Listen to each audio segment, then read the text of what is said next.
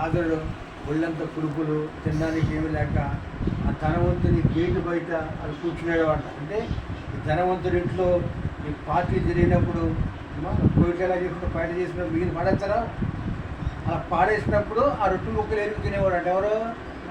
అతని దరిద్రుడు అన్నారు. ఇంటి బైబిల్లో దరిద్రుడైన లాజరు అంటే తినడానికి తిండి లేదు, ఉండడానికి ఇల్లు లేదు, పైగా ఒళ్ళంతా కురుపులు. వాడు దరిద్రుడిగా బైబిల్ చెప్పబడ్డది. ధనవంతుడు అంటే అది సమృద్ధిగా 3 పూట్ల భోజనం ఉంది. వాడు తినగా మిగిలింది పాడేస్తే పైన బయట కూడా భోజనం. దుబాయ్లో కోటి మస్కట్లో మనం ఎప్పుడు అనుకున్నామా ఇంత తన్నం పాడేస్తున్నారు వీళ్ళు. మన దేశంలో ఎంతమంది ఆకలిస్తారు. మేకలు ఉడకబెట్టుకుని ఆ 4 ముక్కలు తింటారు, మిగతా మేకలంతా పాడేస్తారు అని. అంటే వాళ్ళకి ధనం ఉంది. అయితే కొన్ని దేశాల్లో తినడానికి తిండి లేదు.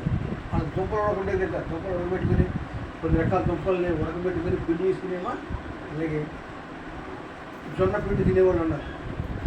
అంటే ఆకలితో అలమటించే దేశాలు ఉన్నాయి, ప్రజలు ఉన్నారు. తినడానికి తిండి లేదు, ఉండడానికి ఇల్లు లేదు. వర్షాకాలం అయితే వాళ్ళు బాధమని చెప్పలేం. అయితే ధనవంతులే ఉన్నారు. అయితే బైబిల్ ఏముంటుందంటే అట్టి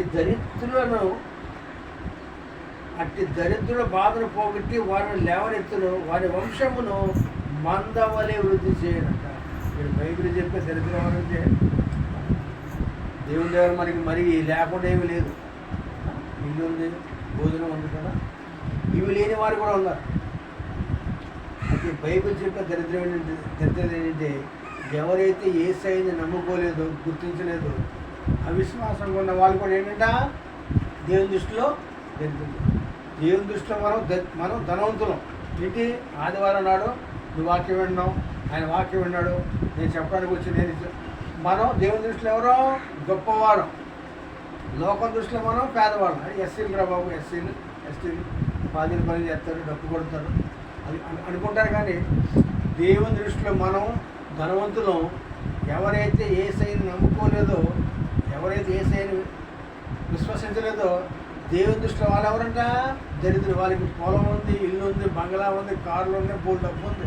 కానీ దేవుని దృష్టిలో ఏంటి? దరిద్రులారా, మీరు నన్ను గుర్తించలేదు, నన్ను నమ్మలేదు, నన్ను విశ్వసించలేదు. విశ్రాంతి దిన ఆదివారాన్ని మీరు విశ్రాంతి పవిత్రంగా మీరు ఆచరించలేదు కనుక వాళ్ళు దరిద్రులు. మనం ఏంటి? దేవుని దృష్టిలో మనం ధనవంతులు. అయితే మనం ఏమనుకుంటాం? లోకంలో మన పేదలు రా బాబు, మన ఎస్సీలు రా బాబు, మన ఎస్టీలు రా, మన మాలమాదులు మనకేమీ లేదు, అది గవర్నమెంట్ వారి ఇది తప్ప అనుకుంటాం. అయితే నిజంగా ఇక్కడ ఏముంటాడంటే దరిద్రతలో ఉన్న వాళ్ళు కూడా అయినా లేవనెత్తేవారంట. ఏంటంటే మనం ఆత్మీయంగా మనం ధనవంతులమే, లోకరీత్యా మన దరిద్రులు కావచ్చు. కానీ దేవుని దృష్టి దరిద్రుల మీదే ఉంటుంది. అంటే ఎవరైతే బాధల్లో ఉన్నారో, ఎవరైతే ఇబ్బందుల్లో ఉన్నారో, ఎవరైతే కష్టాల్లో ఉన్నారో, ఎవరింట్లో అనారోగ్య సమస్య ఉందో, లోక సంబంధమైన ఏ బాధ ఉన్నప్పుడు కూడా దేవుని కనుదృష్టి మనలాంటి వారి మీదే ఉంటుందంట. ఎందుకు? వీళ్ళు పేదవారురా, వీరికి బాధల్లో ఉన్నారు, ఇబ్బందుల్లో ఉన్నారు, నన్ను నమ్ముకుంటున్నారు కనుక మనం ఎంతగాని డబ్బున్నవాడి ఇంటి మీద ఉంటుందంట.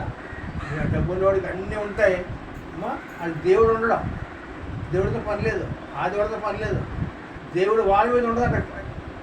అని కనిపిస్తే ఎవరి మీద ఉంటుందంట? మనలాంటి వారి.